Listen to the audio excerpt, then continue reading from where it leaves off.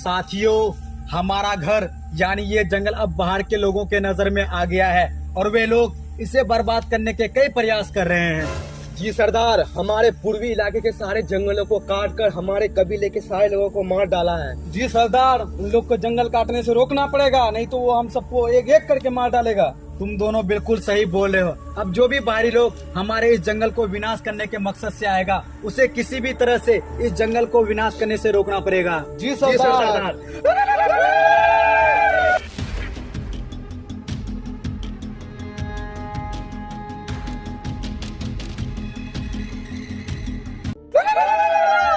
सब चुप हो जाओ और मेरी बात को ध्यान से सुनो। क्या सरदार, ध्यान से सुने? अरे मैं कहता हूँ ध्यान से सुनो, ध्यान से। हाँ सरदार, ध्यान से सुन रहे हैं। अरे इसको कोई समझाओ। नो। अब सब मेरी बात को गौर से सुनो। हमारे इस पूर्वजों की निशानी को किसी तरह से भी बचा कर रखना पड़ेगा, क्योंकि कुछ साल पहले कुछ काली शक्तियों ने इस पर कब्जा करने का प्रयास किया था, लेकिन वे लोग इसे कब्जा करने में नाकाम रहे और मुझे शक है कि दोबारा से वे लोग इस पर कब्जा करने का प्रयास जरूर करेगा। जी सरदार, हम हर संभव प्रयास करेंगे कि इस पर कोई काली शक्ति हानि ना पहुंचाए। बिल्कुल सही बोल रहे हो।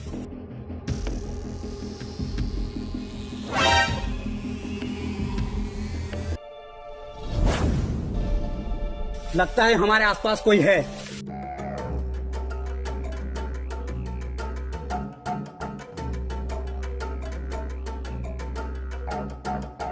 अरे तुम यहाँ क्या कर रहे हो? जाओ यहाँ से। अरे बहरे, कोई इस जंगल में आया है क्या? कोई मंगल ग्रह में आया है तो आने दो, हम लोग जंगली है तो जंगल में ही रहेंगे ना। अरे कैसे इस बहरे को समझाएं? ठीक है, रुको। देखो,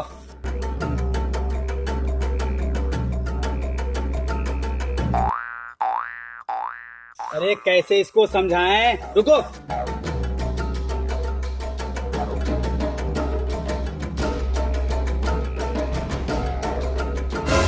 भाई हम लोग को मारने आया है।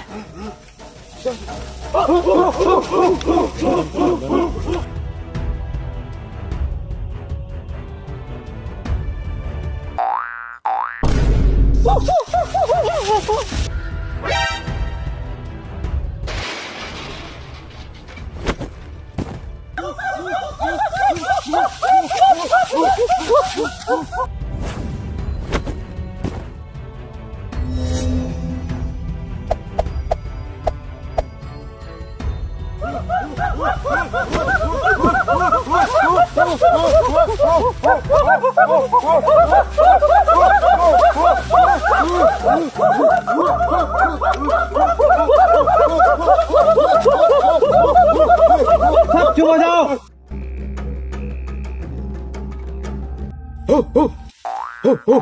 अरे सरदार जी, जब आपको हिंदी आता है तो कुत्ते कहते हो क्या कर रहे हैं? पता नहीं बेचारा को समझ में आ रहा है कि नहीं आ रहा है। हाँ ठीक है, बताओ तुम कौन हो और इस जंगल में क्या करने के लिए आए हो? मैं एक मुसाफिर हूँ जो बहुत दूर से चलकर इस जंगल में किसी चीज का तलाश में आया हूँ। तो फिर तुम भाग क्यों रहे थे? मैं आप लोगों का हुलिया देख के डर गया था। क्या मर गया था? तो भाई साहब यहाँ बैठे कैसे हो?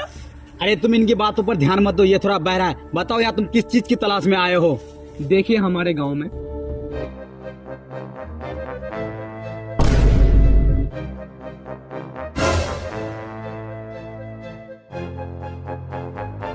अहमद, अरे क्या हो गया बेटे?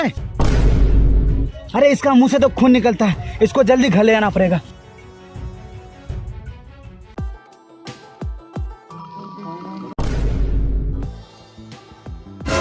अरे अभी तो ये दोनों बच्चा खेल रहा था, क्या हो गया? अरे बाबू, अरे यार इन दोनों का मुंह से तो खून निकल रहा है।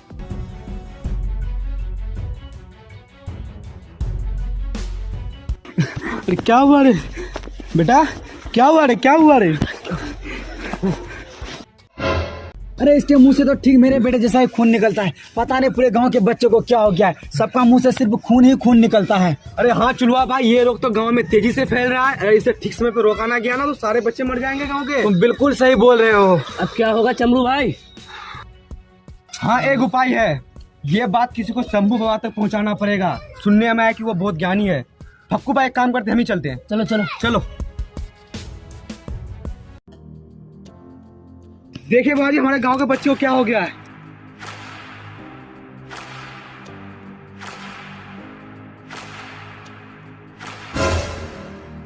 ये तो बहुत ही आश्चर्य की बात है, इन बच्चों में तो बहुत ही गंभीर रोग का असर पकड़ गया है। कौन सा रोग बाबा जी?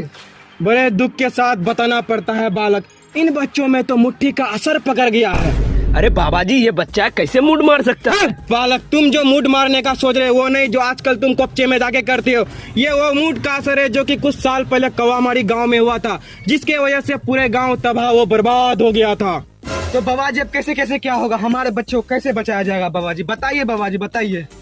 बताता हूँ बालक, इन सब बच्चों को बचाने का एक ही रास्ता है, लेकिन वहां तक पहुंचना अपने मौत को दावत देने के बराबर है। बाबा मैं वहाँ जाऊंगा, बताइए कैसे जाना होगा? बालक वहां तक पहुंचना कोई बच्चों का खेल नहीं है। बाबा मेरा शरीर में जब तक जान रहेगा तब तक मैं हर संभव प्रयास करूंगा कि वहाँ तक कैसे पहुँचा जाए। ठीक है बालक, तुमको जाना है 7 समुंदर पार करते हुए, महानंदा नदी के किनारे होते हुए सोनापुर गांव के नजदीक कुंकुड़ जंगल में, जहां तुम्हें जीवन ज्योति का फल मिलेगा, और उस फल को ही इन बच्चों को सुंघाने से ही ये बच्चे का जान बच सकता है। ठीक है बाबा जी हम चलते हैं फिर। और मैं उस जीवन ज्योति के लिए ही यहाँ आया हूँ। अच्छा, तो तुम उस जीवन ज्योति को लेने के लिए आए हो? हाँ, मैं उस जीवन ज्योति को लेने के लिए ही आया हूँ। ठीक है, हम लोग तो तुमको वो जीवन ज्योति दे देंगे, क्योंकि ये तुम्हारे गांव के लोगों का जिंदगी का सवाल है, और तुम इतनी दूर से 7 समंदर पार करके काफी कठिनाइयों का सामना करके उस जीवन ज्योति को लेने आए हो, तो तुमको वो जीवन ज्योति देना हम लोगों का फर्ज बनता है। क्यों साथियों? मैं तुम्हें ये जीवन ज्योति दे रहा हूँ, पर इसे संभाल कर लेकर जाना, क्योंकि इस पर काली शक्तियों का बुरी नजर है। ठीक है, मैं इस जीवन ज्योति को हर काली शक्तियों से बचाने का हर संभव प्रयास करूंगा। ठीक है, आप लोगों का बहुत बहुत धन्यवाद।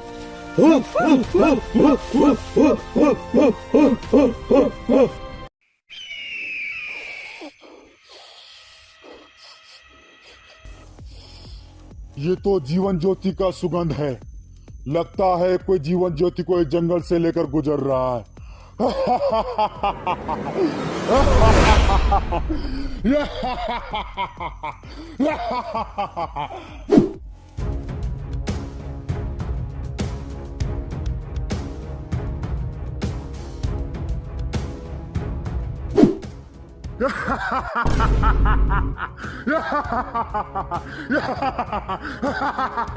कौन हो तुम और मेरा रास्ता क्यों रोक रहे हो? मैं हूँ काल, और ये जो जीवन ज्योति तुम्हारे हाथ में है वो मुझे दे दो। नहीं, ये जीवन ज्योति मैं आपको नहीं दे सकता, इसे ले जाना मेरे लिए बहुत जरूरी है।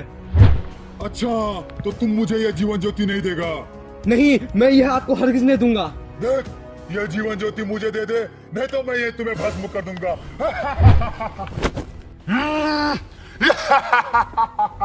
मेरे से चालाकी, मैं तुम्हें छोड़ूंगा नहीं।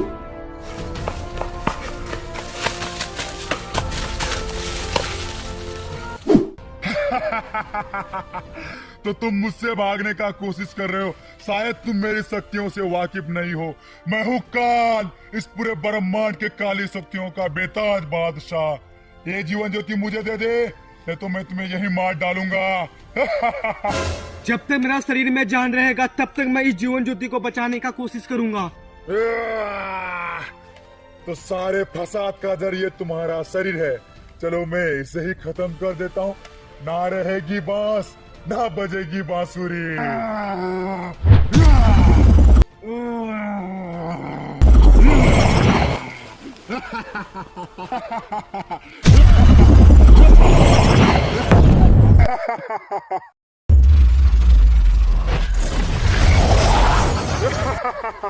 अब मैं सारे ब्रह्मांड की काली शक्तियों पर इस जीवन ज्योति को डालकर पूरे ब्रह्मांड में राज करूंगा।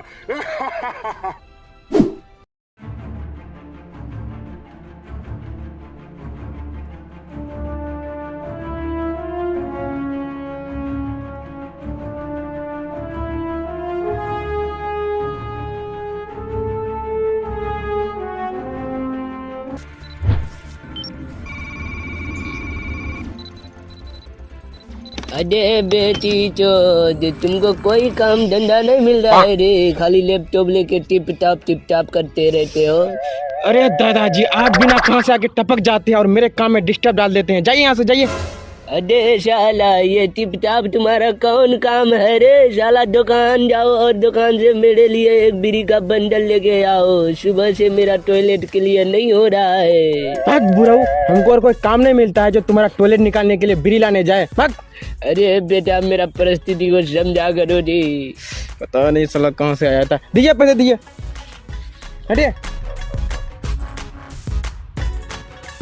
तो भैया एक बीड़ी का बंडल दीजिए। ये लो, ले लीजिए पैसे। ठीक है। देखियो कना भाई, बच्चा जो का उम्र क्या हुआ, अभी से बीड़ी का लत पकड़ लिया है। क्या होगा, बिना बाप का बेटा कैसे ही होगा। अरे सुने थे उसका बाप बहुत अच्छा था, बच्चा जो था बिगड़ कैसे गया, नशोड़ी हो गया।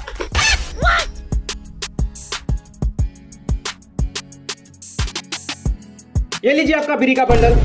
अरे बेटा, काहे इतना गुस्साते हो? लगता है बाहर में कोई कुछ बोला का रे? क्या बोलेगा दादाजी, जो सालों से सुनते आ रहा है वही बिना बाप का बेटा, बिना बाप का बेटा बोल के लोग रोज ताने मारते रहता है। आपसे पूछते हैं तो आप भी नहीं बताते हैं कि आखिर मेरा बाप कौन था, वो क्या कांड करके गया है जिसकी वजह से मुझे लोग रोजों से कुछ ना कुछ सुनना पड़ता है। लेकिन आज आपको बताना पड़ेगा कि आखिर मेरा बाप कौन था। अरे अच्छा, अगर तुमको जानना ही है तो सुनो। हमारे गांव जवा में एक भयंकर रोग आया था। उस रोग के वजह से गांव के सारे बच्चे पीड़ित हो रहे थे। ये सब देखते हुए तुम्हारा बाप 7 समुंदर पार करके कुंकुर जंगल में इस रोग का इलाज ढूंढने गया था। और यहाँ गांव के लोगों को तुम्हारे बाप का इंतजार था, लेकिन काफी समय हो चुका था, तेरे बाप का कोई आता पता नहीं था। अच्छा तो ये बात है दादाजी। हाँ बेटा। पर दादाजी, आप मुझसे ये सब इतना दिनों से क्यों छुपा रहे थे? बेटा, मुझे डर था कि तुम कोई गलत कदम ना उठा लो, इसीलिए इसी राज को राज ही रहने दिया।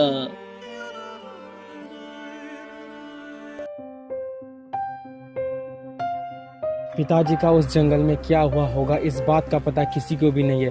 शायद वो जिंदा भी हो सकता है या फिर वो किसी मुसीबत में हो। मुझे कुछ करना पड़ेगा।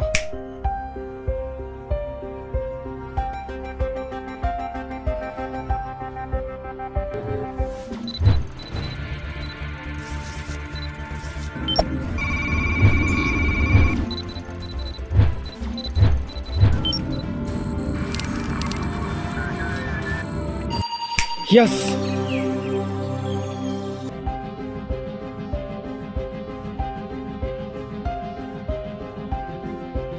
अब मैं इस जादुई घड़ी की मदद से कुंकुर जंगल में जाकर अपने पिताजी का पता लगाऊंगा।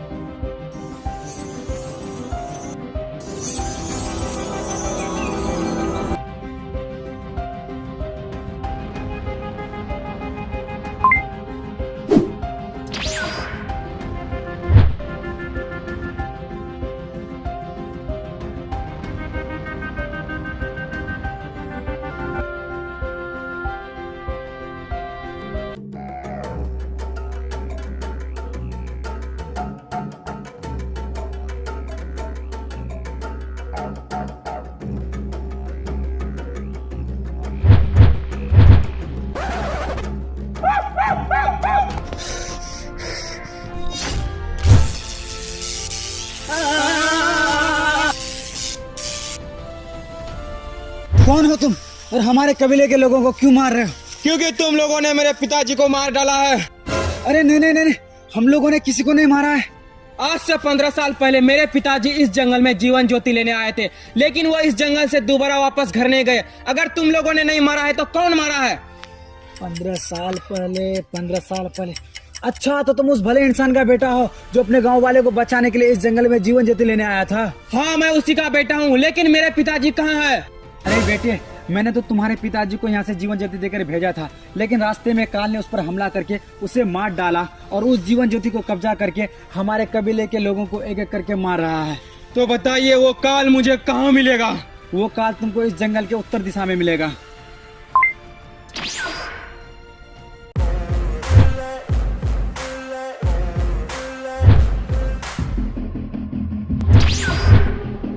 कौन हो तुम और हमारे इस काली दुनिया में क्या कर रहे हो? मैं वह हूँ जो तुम्हारी इस काली दुनिया को खत्म करके अपने पिताजी का बदला लेने आया हूँ। क्या अपने पिताजी का बदला? हाँ, भूल गए? आज से 15 साल पहले मेरे पिताजी इस जंगल में जीवन ज्योति लेने आए थे, लेकिन तुमने उसे बेरहमी से मार डाला था। अच्छा, तो तुम उसका बेटा हो? हाँ, मैं उसी का बेटा हूँ। जो अगर तुम्हारे बाप में था वही अगर तुम्हारे अंदर भी है। लेकिन चिंता मत करो, मैं तुम्हारा भी वही हाल करूंगा। वो तो देखा जाएगा किसका क्या हाल होता है।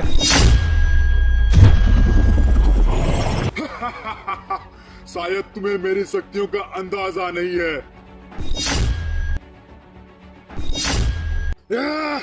लगता है इस यज्ञ की वजह से मेरा सारा शक्ति खत्म हो गया। काल, तुम्हारे पापों का घड़ा भर चुका है, इसलिए तुम्हारा ये काली शक्तियां तुम्हारा साथ नहीं दे रहा है।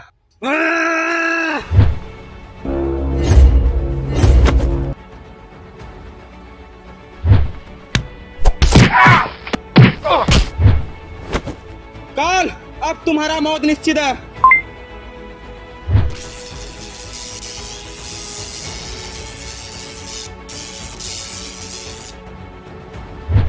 तेरे वजह से गांव के लोग मुझे क्या क्या ताने सुना रहे थे, लेकिन अब मुझे सुकून मिला क्योंकि मैंने अपने पिताजी का बदला तुमसे ले लिया।